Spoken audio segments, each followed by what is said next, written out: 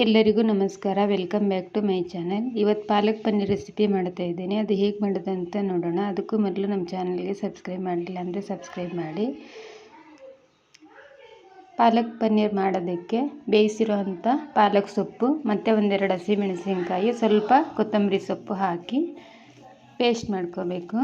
ನಂತರ ಒಂದು ಬಾಣಲೆಯಲ್ಲಿ ಸ್ವಲ್ಪ ಎಣ್ಣೆ ಹಾಕಿ ಆದ ನಂತರ ಸ್ವಲ್ಪ ಕಾದಾದ ನಂತರ 1 ಚಮಚದಷ್ಟು ಜೀರಿಗೆ, 1 ಗೆಡ್ಡೆ ಬೆಳ್ಳುಳ್ಳಿ, 1 ಇಂಚು ಶುಂಠಿ, 1-2 ಹಸಿಮೆಣಸಿನ್ಕಾಯಿ ಹಾಕಿ ಫ್ರೈ ಮಾಡ್ಕೋಬೇಕು.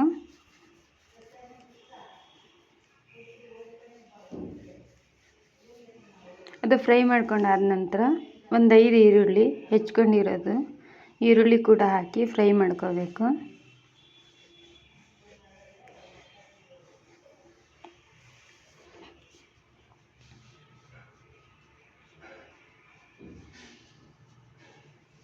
ಅದು ಫ್ರೈ ಮಾಡ್ಕೊಂಡಾಗಿದೆ. ನಂತರ 1/4 ಚಮಚದಷ್ಟು ಅರಿಶಿಣದ ಪುಡಿ, 1 ಚಮಚ ಧನಿಯಾ ಪುಡಿ, 1 ಚಮಚ ಖಾರದ ಪುಡಿ, 1/2 ಚಮಚ ಜೀರಿಗೆ ಪುಡಿ ಹಾಕಿ ಮಿಕ್ಸ್ ಮಾಡ್ಕೋಬೇಕು. ಮಿಕ್ಸ್ ಮಾಡ್ಕೊಂಡಾದ ನಂತರ ರುಚಿಗೆ ತಕ್ಕಷ್ಟು ಉಪ್ಪು, ಈಗ 1 ಚಮಚದಷ್ಟು ಉಪ್ಪು ಹಾಕಿ ಮಿಕ್ಸ್ ಮಾಡ್ಕೊತಾ ಇದ್ದೀನಿ. ಈಗ ಪಾಲಕ್ ಸೊಪ್ಪು ಕೂಡ ಪೇಸ್ಟ್ ಮಾಡ್ಕೊಂಡಾಗಿದೆ ಮತ್ತು ಮಸಾಲೆ ಕೂಡ ರುಬ್ಕೊಂಡಾಗಿದೆ.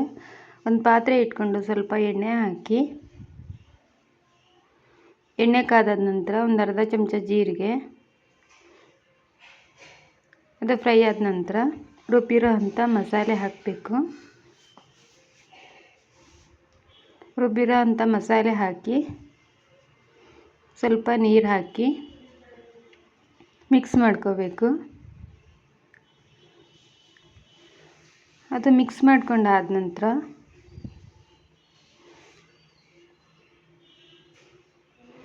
ರುಬ್ಬಿರೋ ಅಂಥ ಪಾಲಕ್ ಸೊಪ್ಪು ಕೂಡ ಹಾಕಿ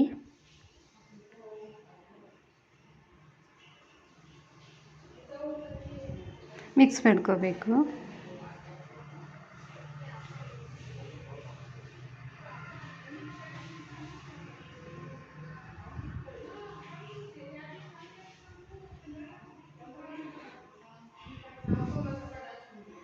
ಮಿಕ್ಸ್ ಮಾಡ್ಕೊಂಡಾದ ನಂತರ ಅದು ಸ್ವಲ್ಪ ಕುದಿ ಬರ್ತಾ ಇದೆ. ಈಗ ನಂತರ ಒಂದು ಸಣ್ಣ ಸೌಟಿಂದ ಒಂದು ಸೌಟಷ್ಟು ಮೊಸರು,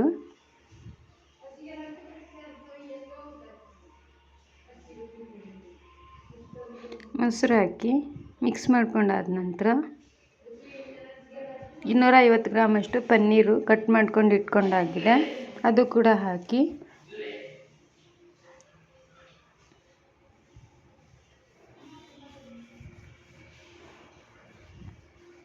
ಪನ್ನೀರ್ ಹಾಕಿ ನಂತರ ಅರ್ಧ ನಿಂಬೆ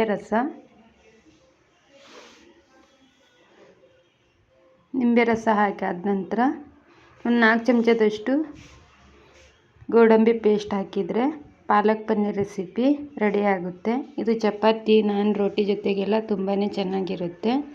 ಇದೇ ರೀತಿ ನೀವು ಕೂಡ ಮಾಡಿ ನೋಡಿ, ನಿಮಗೂ ತುಂಬಾ ಇಷ್ಟ ಆಗುತ್ತೆ. ನೆಕ್ಸ್ಟ್ ವಿಡಿಯೋದೊಂದಿಗೆ ಬರೋಣ. ಬಾಯ್.